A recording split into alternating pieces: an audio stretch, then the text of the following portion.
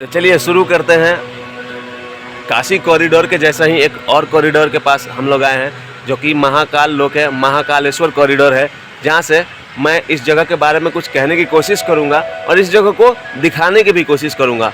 कुल मिला के बात ऐसी है कि इस ब्लॉग में आप जानेंगे कि उज्जैन में स्थित, उज्जैन नगरी में स्थित महाकालेश्वर ज्योतिर्लिंग का, जो कि मैंने आज दर्शन किया है, उसका महत्व क्या है और इस कॉरिडोर की खूबसूरती के साथ उसको बोलने का कोशिश करूँगा।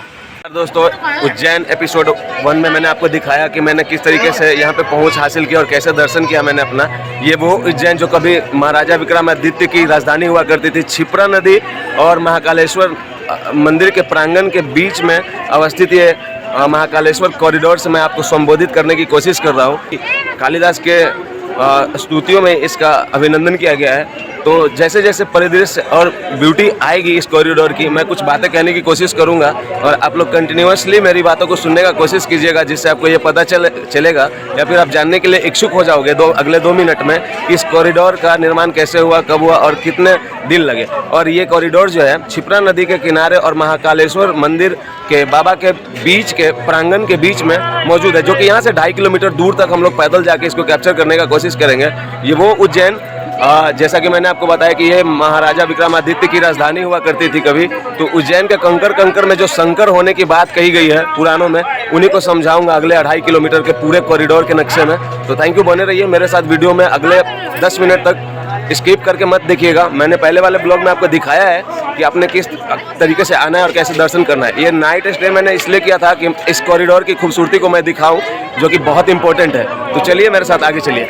यहाँ की शिवलिंग के बारे में ऐसा मान्यता है और वेदों में ऐसा वर्णित है कि ये दक्षिण मुखी होने के कारण इसका महत्व काफ़ी बढ़ जाता है। कालिदास ने अपने कविताओं के माध्यम से भी इस चीज़ की पुष्टि की है कि यहाँ का जो शिवलिंग है वो दक्षिण मुखी है और क्षिप्रा नदी को कंबाइन करता है। तो अगले 2.5 किलोमीटर में आप चीज़ों को बस सुनते जाइए।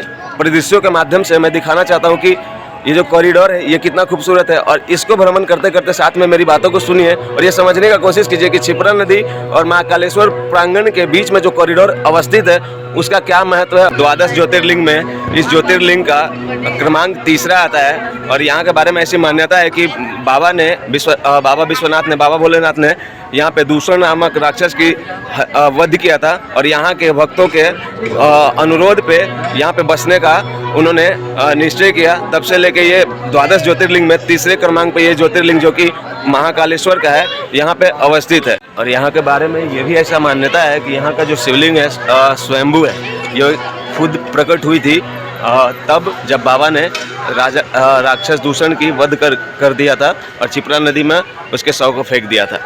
और चलते चलते ये कहना चाहता हूँ कि उज्जैन के बारे में ऐसी मान्यता है कि यहाँ पे नाइट स्टे नहीं कर सकते, क्योंकि ग्रंथों में ऐसा वर्णित है कि उज्जैन में जब भी आप बाबा के दर्शन करने के लिए आओगे तो यहाँ पे नाइट स्टे करने से आपकी सत्ता या फिर आपका प्रभुत्व, आपका जो मालिकाना चीज़ों पे हक होता है वो चला जाता है। तो उनके सम्मान में यहाँ पे नहीं रुका जाता है। इस उज्जैन से थोड़ा सा अलग हटके रुकने का व्याख्यान ऐसे मिलता है, चाहे वो तीर्थकर हो, कोई आने वाला श्रद्धालु या फिर यहाँ का कोई राजा, जो कि बाबा के मर्जी के खिलाफ यहाँ पे नहीं रह सकता।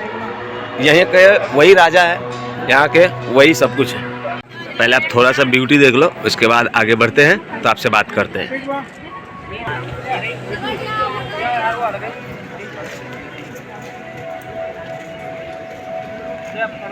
मैंने आपको बताया ही कि ये पूरे देश में 12 ज्योतिर्लिंग में इकलौता दक्षिण मुखी ज्योतिर्लिंग है, जिसको 500 वर्षों तक आक्रमणकारियों से बचाने के लिए कुएं में रखा गया था। और जो यहाँ के राजा थे उज्जैन के विक्रमादित्य, उन्होंने 132 साल तक यहाँ पे शासन किया था, राजा विक्रमादित्य ने। तो विभिन्न तरह के कथाओं के मान्यताओं के अनुसार राजा विक्रमादित्य, जो कि यहाँ पे 132 साल तक उज्जैन में शासन किए, उनके बाद यहाँ पे कोई राजा रात में ठहर नहीं सका। उनके बाद एक और राजा यहाँ पे रात में ठहरे थे, राजा भोज, जिनके नाम पे मध्य प्रदेश का एक बहुत बड़ा इतिहास भी जुड़ा हुआ है। उनको किसी ब्लॉग में बोलने की कोशिश करूँगा। तो यहाँ पे उज्जैन में एक ही राजा है, महाकालेश्वर भोले बाबा। तो कथाओं के अनुसार, पुराणों के अनुसार यहाँ पे कोई रात में नहीं रुकता था राजा महाराजा, उनकी सत्ता चली जाती थी या फिर वो लोग अपना प्रभुत्व खो देते थे। तो इनके सम्मान में ऐसा कथाओं के माध्यम से और दंत कथाओं के माध्यम से ऐसा माना जाता है कि उज्जैन का एक ही राजा था और वह था महाकालेश्वर। कुछ और बोलूँगा लेकिन उससे पहले कुछ सौंदर्य का दर्शन करते। ये बहुत बढ़िया है। अब चलो साथ में चलते हैं। मेरा एक भाई मिला है यहाँ पे और उसी के साथ मैं आपको ये सब चीज़ें दिखाने की कोशिश करता हूँ और मिलिए, उनसे मिलवा देता हूँ। क्या नाम है?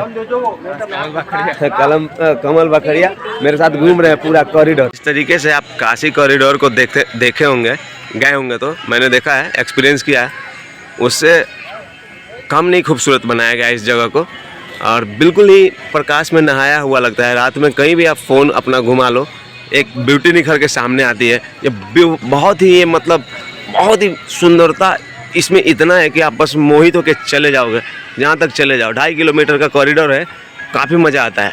आज से 1000 साल पहले इल्तुतमिश ने यहाँ के उज्जैन मंदिर में स्थित बाबा महाकालेश्वर के शिवलिंग को तोड़ा था और मतलब कोशिश किया था ध्वस्त करने का। तब यहाँ पे ना एक और शिवलिंग का निर्माण कर दिया गया था जो कि जूना महाकालेश्वर के नाम से विख्यात हुए। मतलब ये ऐसा इसलिए किया गया था कि एक ओरिजिनल ज्योतिर्लिंग को हटा के वहाँ पे कोई दूसरा शिवलिंग रखा गया था, इसलिए क्योंकि जब कोई आक्रमणकारी उसको तोड़े तो वो ओरिजिनल वाले ज्योतिर्लिंग को ना तोड़ के बाहर परिसर में बिठाए हुए ज्योतिर्लिंग को तोड़ दे। मैं गलत ट्रैक पे चल रहा था, इसलिए दीदी ने मना किया, मैं बाहर जा रहा हूँ। मैं आपको दिखाता हूँ कुछ। ये देखिए, किसी रावण है और वो देवलोक को ही उठा लिया था, मतलब ऐसा दिखाया गया है। फिर आपको आगे दिखाता हूँ कुछ।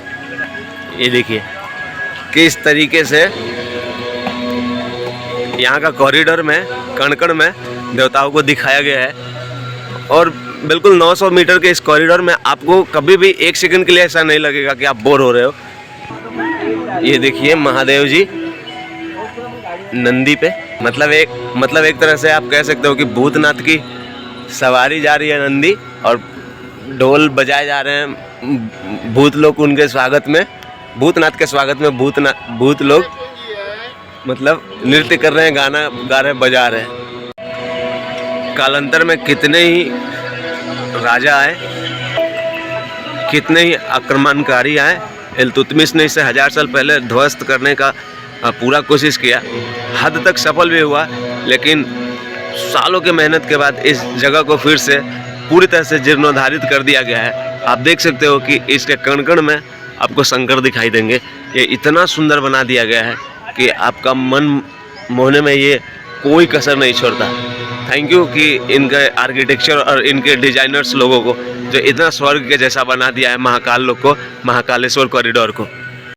दोस्तों मैं यहाँ से आपको कुछ कहना चाहता हूँ। काल का 2 मीनिंग होता है, एक टाइम होता है और एक डेथ होता है, एक मृत्यु होता है, एक समय होता है। और यहाँ का जो महाकाल की बात मैं कर रहा हूँ, ये प्राचीन काल में पूरे विश्व को यहीं से टाइम को निर्देशित किया जाता था, इस भूमि से, उज्जैन से, विक्रमादित्य की नगरी उज्जैन से।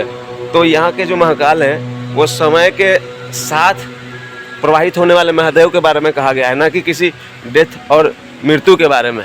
अपनी अपना पढ़ाई है, अपना अपना शिक्षा है, अपना अपना सोच है। ऐसा कुछ है ही नहीं कि महाकाल का मतलब मृत्यु है। महाकाल का मतलब महासमय। तब जब वो यहाँ थे तब भी पूरे संसार को यहीं से समय दिखाया जाता था, पूरी पृथ्वी को केंद्र बिंदु होता था। क्योंकि यहाँ से मंगलम मंदिर जो उल्लेखित है उज्जैन में, यहाँ के बारे में ऐसा कहा जाता है कि वहाँ से कर्क रेखा होके गुजरी है।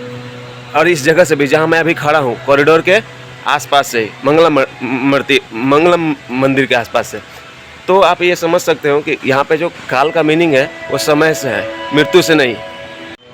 तो हम आशा करते हैं कि अब तक मैंने इस 900 मीटर के कॉरिडोर में जितनी देर तक आपसे बातें की है उज्जैन के बारे में और इस जगह के बारे में, आपको काफ़ी पसंद आया होगा। अगर आपको मेरी बातें और मेरा ब्लॉग्स थोड़ा सा भी पसंद आया तो चैनल पर नए हैं तो सब्सक्राइब कर दीजिएगा। मिलते हैं किसी नए जगह पे, नए सब्जेक्ट के साथ, नए जानकारी के साथ। तब तक महाकाल की धरती उज्जैन से, विक्रमादित्य की धरती उज्जैन से आप सबको सादर प्रणाम करता हूँ। अपने घर में ठीक ठाक रहिए। मिलते हैं कहीं पे। बाय बाय, टेक केयर, सब खैर।